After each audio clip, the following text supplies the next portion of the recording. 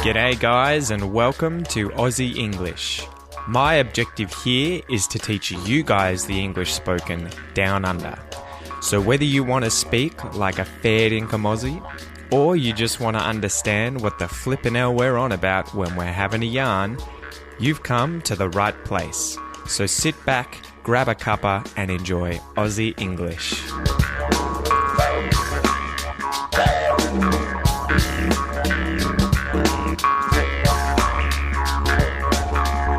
Hi Pete, this is Ali. I'm one of your Aussie English podcast listeners. Could you please show me what are the difference and use of these verbs? Could, would, can, shall, should, etc. Thanks for your efforts, mate. Hey Ali, thank you so much for leaving me a voicemail via the website. As a result, I'm going to give you 1 month's free access to the Aussie English Supporter Pack. So for anyone else who's interested in getting a month's free access to that, leave me a voicemail via the website. Jump on the website at www.theaussieenglishpodcast.com. There's a little purple button on the right-hand side. Click Leave Me a Voicemail and record a voicemail and it gets emailed to me. That easy. If it gets featured on one of these episodes, I will get in contact with you guys and I will give you 1 month's free access to the Aussie English Supporter Pack. So your question today, Ali, was if I could tell you the difference between the different modal verbs can, could, would, should, and shall.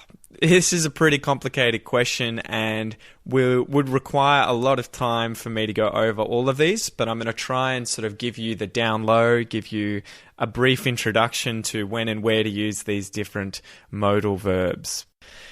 So can and could are the same as to be able to, and can, could, and to be able to are used to express a variety of different ideas in English. I might just go through them quickly. They can express the idea of ability or lack of ability to do something. So the ability or the inability. For instance, Tom can write poetry. I can help you. Lisa can't speak French. That's all about whether or not you can do something, whether or not you're able to do something. And so you can also substitute in to be able to instead of can in this instance where we're talking about ability. So you could say Tom is able to write poetry. I am able to help you. Lisa is unable to speak French, or you could say Lisa is not able to speak French. And when we do this in the past tense, we use could. So you could say Tom could write poetry. I could help you yesterday. Lisa could speak French when she was young. And if you want to substitute in to be able to, then you have to obviously, with to be, you have to use was or have been. So you would say instead, Tom was able to write poetry. I was able to help you. Lisa was able to speak French. Or you could say, Tom has been able to, I have been able to, Lisa has been able to, etc. Depending on the tense you're using. So there you go. That's the first one. Ability or inability to do something. We can also use can and could for possibility or impossibility. So you can catch a train at 10:43. It's possible you could do it.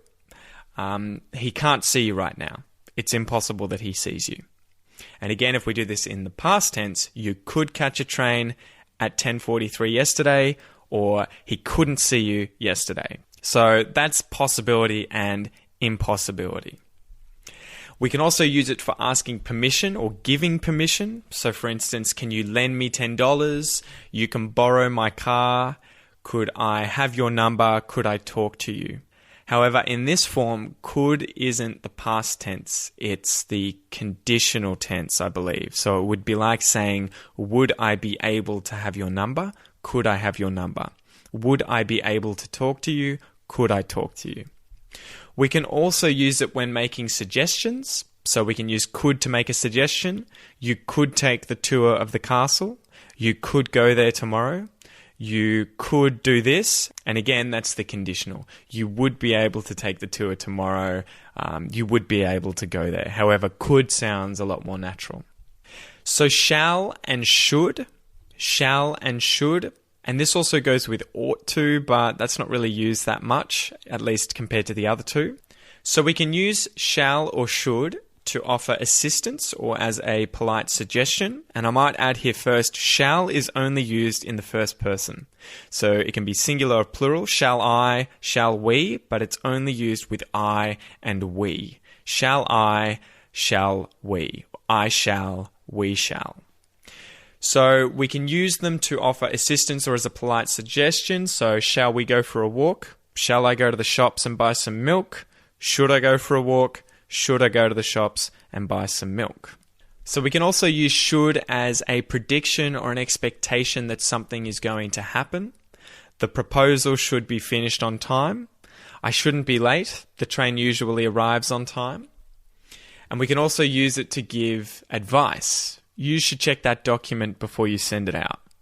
And we can also use this when giving advice about something that we think is wrong or unacceptable. So he shouldn't teach words like that to children, or he shouldn't do that, it's dangerous. Those are examples of something that you would be better not doing, that you shouldn't do because it's unacceptable or it's wrong. So the last one that you wanted me to go over was would.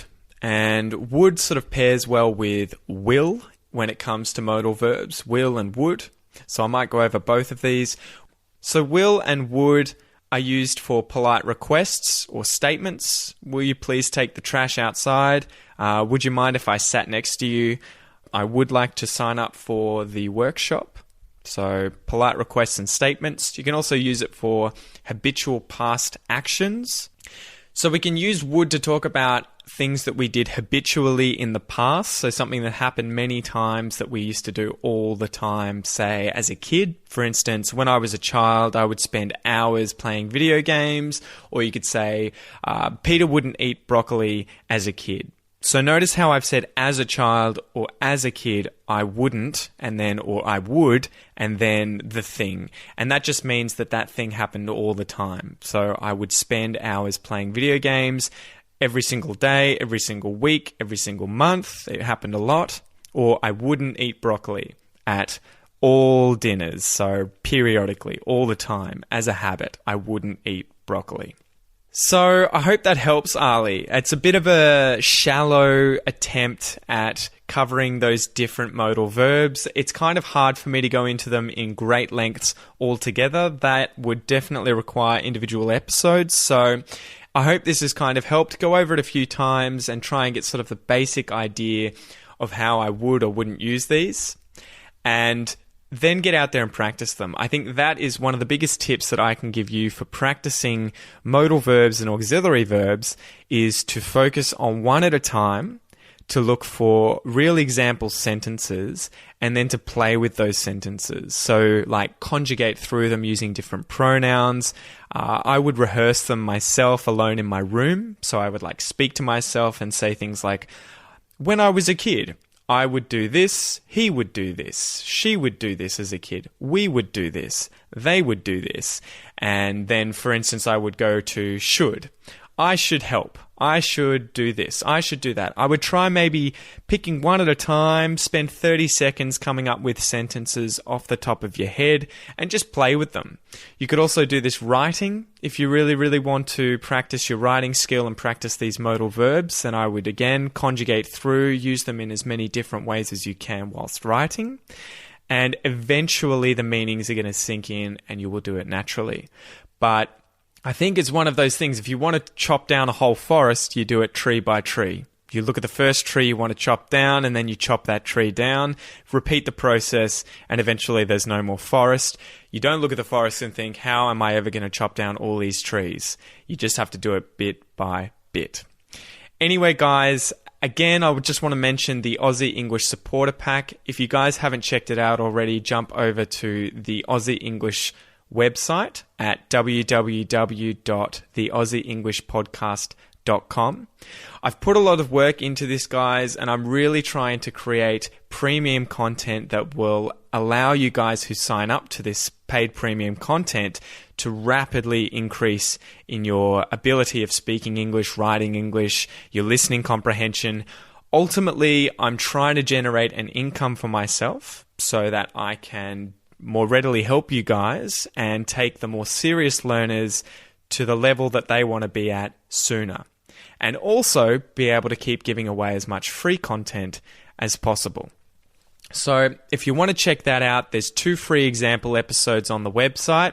You don't have to pay anything for these. You can check them out. You can do the exercises. You can see what you think. If you like them, if you want to take your English to the next level, then definitely check it out. If you're worried about anything, if you have any questions, feel free to email me at any time, guys, at the Aussie English Podcast at gmail.com. I'm always available and I love chatting to you anyway. So until next time, guys, I'll see you later. And Ali, thank you so much for the question and thank you so much for leaving me a voicemail. See you guys.